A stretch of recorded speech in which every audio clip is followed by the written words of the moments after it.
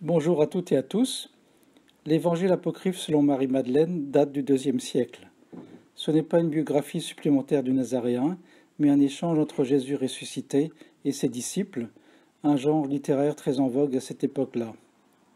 Cet évangile a été retrouvé en Égypte en 1896 et il est malheureusement fragmentaire.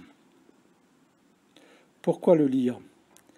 Déjà parce que c'est le seul évangile attribué à une femme, et pas à n'importe quelle femme, parce que Marie-Madeleine apparaît dans les textes gnostiques comme quelqu'un, je cite, qui connaissait le tout, et qui avait donc une compréhension de l'enseignement de Jésus supérieure à celle de la plupart de ses disciples. De plus, dans l'évangile selon Jean, Jésus ressuscité apparaît uniquement à Marie-Madeleine, ce qui lui confère un statut privilégié par rapport aux autres apôtres. D'après l'évangile selon Philippe, elle aurait été la compagne du Nazaréen.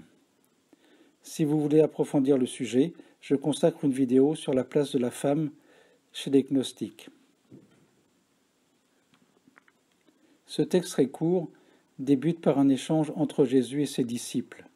Ensuite, on assiste à une sorte de vision, de voyage astral. Malheureusement, le texte est parcellaire à cet endroit-là. Deuxièmement, ce manuscrit est le témoin des luttes de pouvoir au sein du christianisme primitif. En effet, il montre un conflit entre Pierre et Marie-Madeleine. Pierre s'étonne. Est-il possible que le maître se soit entretenu ainsi, avec une femme? L'a-t-il vraiment choisi et préféré à nous? Matthieu lui réplique alors. Pierre, tu as toujours été un emporté. Je te vois maintenant t'acharner contre une femme, comme le font nos adversaires. Pourtant, si le maître l'a rendue digne, qui es-tu pour la rejeter? Assurément, le maître la connaît très bien et l'a aimée plus que nous. Pierre était bien connu pour sa misogynie et son côté sanguin, comme on peut le voir dans les évangiles canoniques et dans l'évangile selon Thomas. À travers ces rivalités, on voit se dessiner deux clans parmi les suiveurs de Jésus. D'un côté Pierre, l'un des fondateurs de l'Église catholique telle que nous la connaissons, et, d'autre part, Marie-Madeleine, l'apôtre Matthieu, pas l'évangéliste, et Thomas, l'auteur de l'évangile du même nom, qui ont donné naissance à un christianisme plus ésotérique.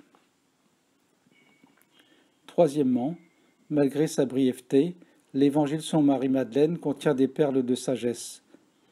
Par exemple, quand Jésus nous dit « Il n'y a pas de péché, c'est vous qui faites exister le péché ». Il faut se souvenir qu'originellement, péché, c'était se tromper de cible, s'appuyer sur des valeurs erronées et mal orienter sa vie. Par la suite, certains, comme saint Augustin, ont donné au mot péché un sens moralisateur qui n'était pas de mise. Quatrième raison, on retrouve des concepts de la philosophie gnostique qui consistent à rechercher le divin non pas dans les cieux mais en nous. Ainsi, nous y trouvons ce conseil judicieux et plein d'ironie. Veillez à ce que personne ne vous égare en disant « le voici » ou « le voilà », car c'est à l'intérieur de vous que vous trouverez Jésus. Ceux qui le chercheront le trouveront. Autre raison de le lire, c'est un texte facile, accessible, ce qui n'est pas le cas de la plupart des textes gnostiques, il faut bien l'avouer. On pourrait dire que c'est une bonne introduction à la pensée gnostique. Si ces sujets vous intéressent, je vous suggère la lecture de mon livre « Explorer son royaume intérieur », dans lequel je propose un commentaire de l'évangile selon Thomas et où je reviens sur l'évangile selon Marie-Madeleine. Merci et à bientôt pour d'autres vidéos.